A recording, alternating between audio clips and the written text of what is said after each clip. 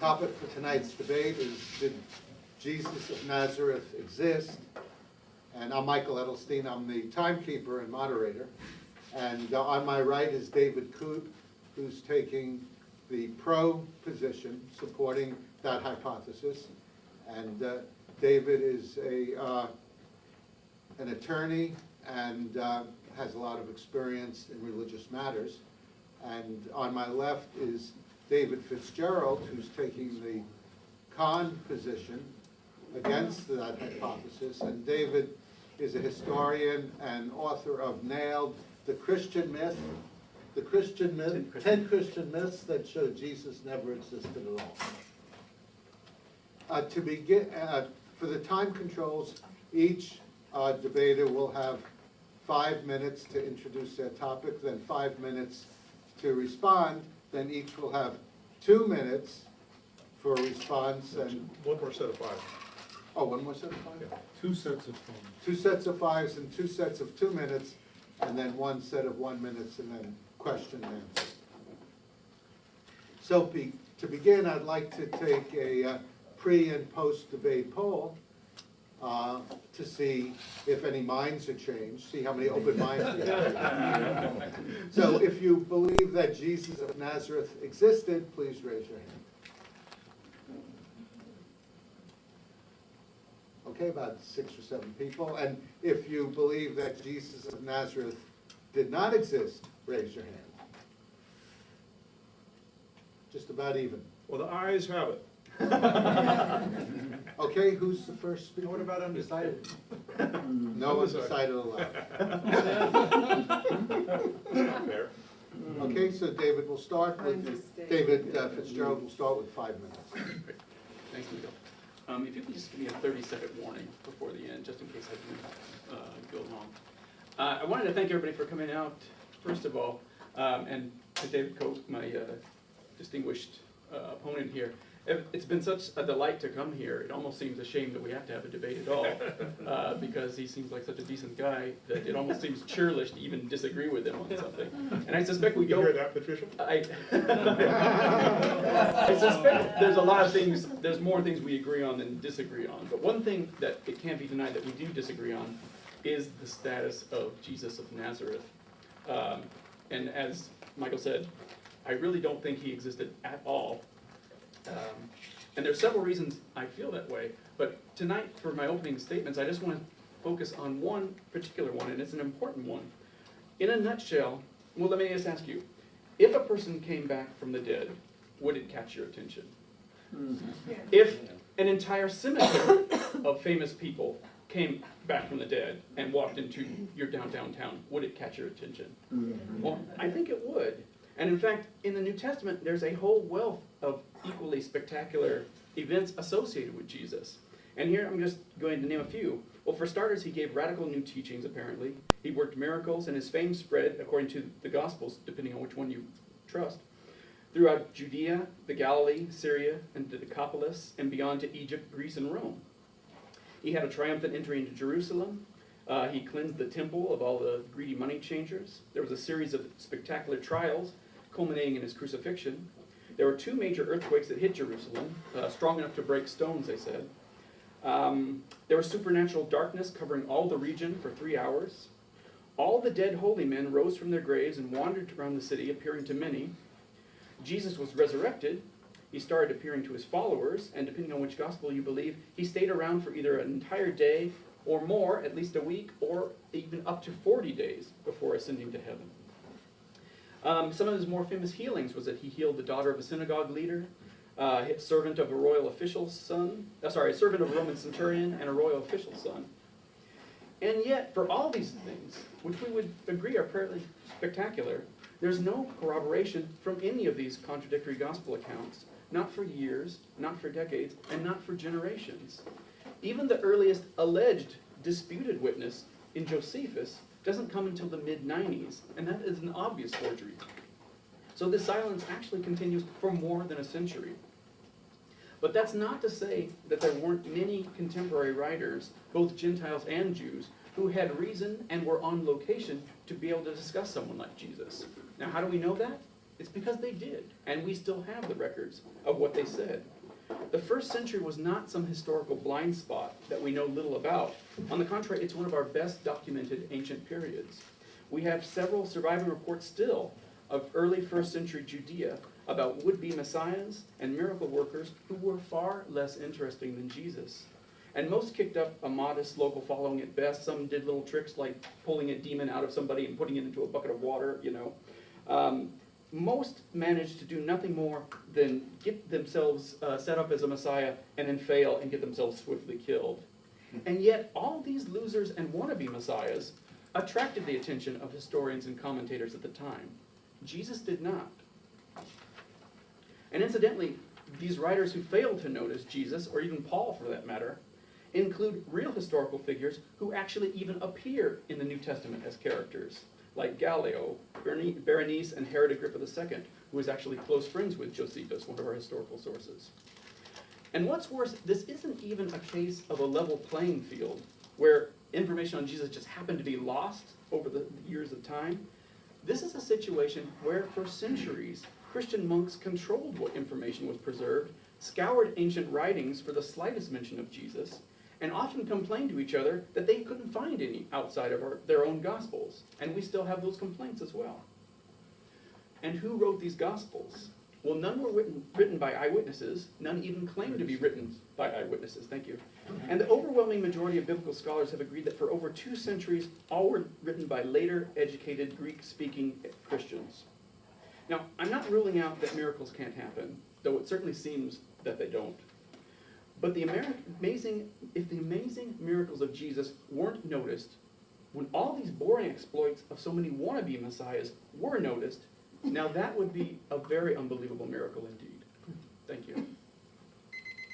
David, did you want to finish something? Sorry? Did you want to finish something? Do we Please. cheer? Yay, Dave. Yeah, now, the book came to my attention, and the thesis the book is based upon, as it was brought to my attention. I did some research and was able to review perhaps 100 pages or so of the thesis. And let me give you some background, what I would look for and to establish credibility in a research project. Number one is the data rule. Data exactly as they appear without tampering in the slightest with them. And number two is uncompromising accuracy. Number three is to avoid, like the plague, suppositions, assumptions, and opinions.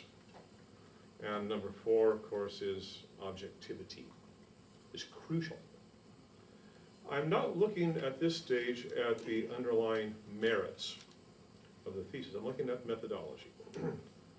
And as I took a careful gander at it, I'm afraid, with all due respect to my esteemed colleague here, that the thesis failed on all 4 counts. Number one, I did not see that it sticks to the data, but wanders quite far afield in the areas of speculation, suppositions. Well, if, for example, if Jesus wanted this to happen, surely he would have done this. Well, that's raw speculation. In doing serious world-class research, if you have even 1 or 2 of such creatures in your case, it destroys the whole case. Therefore, the result is flawed. It's invalid. And thus the advantage of vigorous peer review by a disinterested, peers and colleagues. What I mean is neutral peers and colleagues. So, second, the accuracy issue is a huge concern because being familiar with the source materials, I brought here both the original, this is the critical text of the Greek New Testament, and translation in English. There are huge issues of inaccuracy in the reporting of what's in the original sources. Thirdly, of course, on every page, there are suppositions, assumptions, and opinions on every page that I saw without exception. So, as I said before, even 1 or 2 of those will kick it out, invalidate it. If you have hundreds of them, there's not even give it the time of day. It would not pass peer review. Objectivity, what the author has done here is, we see here the apotheosis of historical critical hermeneutic here and source criticism. Therefore, to say, I'm going to accept the historical critical hermeneutic, I buy into source criticism, and therefore that is fact. And on top of that, actually going beyond that, saying, well, even the whole shoot match is gone, you know, way beyond historical critical. But therefore, you don't have objectivity that appears in page after page after page after page. It's taking, if you have an item of data, you say datum, actually data, but then you have, let's say, several different ways you could look at it. To do serious research, you must present all those options and then look at the evidence in support of each option. I did not see that in the book. And what I saw was basically research by paradigm. That is, the author has his paradigm, he interprets the data through the lens of his paradigm, and thus reaches his desired result, rather than objectivity. And so, in terms of grading, with all due respect, I have to give it about a D- or an F in terms of work product. The second concern I had is ignorance of the source material. The cardinal rule, number one place you start if you're going to do a research project is know your stuff backwards and forwards, inside and out. And there are things, because I'm somewhat familiar with the source material, I saw things, why didn't he read this? Why did he miss this? It's right there, A, B, C. Second, ignorance of how Jesus dealt with things. He makes assumptions that Jesus would want certain things to happen. His assumptions are invalid, based on the record as it appears. Thirdly, ignorance of authentic Christianity, which is gaping through this whole thing. Just one point of comment before my time is out here. Time is out. Next time. Okay. Go ahead. Well, okay. Without any actual examples of what it is you're objecting to in the actual factual content, it's difficult for me to respond to that. I would like to just give you an idea of what went into the making of this book. As far as objectivity, I didn't set out to write a book at all on there not being a Jesus, because before I started doing this, I didn't know that I had no notion at all that Jesus might not have existed. In fact, what started me doing the research on this was just a curiosity to know what we could trust and not trust from the gospel accounts of Jesus and the book of Acts. It's that journey that got me interested in what we can know and not know about Jesus, and quickly saw that after going through a wide variety of different historical sources and talking to different historians from every end of the theological spectrum, that there was something wrong with the traditional account, or I should say the traditional accounts of Jesus. For instance, just the discrepancies alone in the Gospels were enough to make me wonder. Just the fact that the witnesses that we have for Jesus don't even appear during the time of Jesus, when we have plentiful witnesses who were in a perfect position to talk about him. They don't appear. No mention of Jesus at all in the entire first century, to me, is astounding. As far as accuracy and peer review, it actually has been peer reviewed by multiple historians.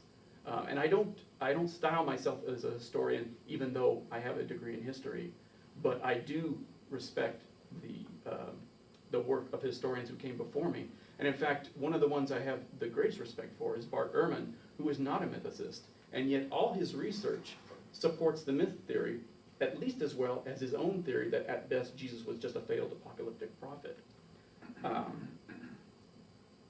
As far as objectivity, again, if reality has an atheistic bias, that's not my problem. That's the problem of the source that we're looking at. and the thing under investigation.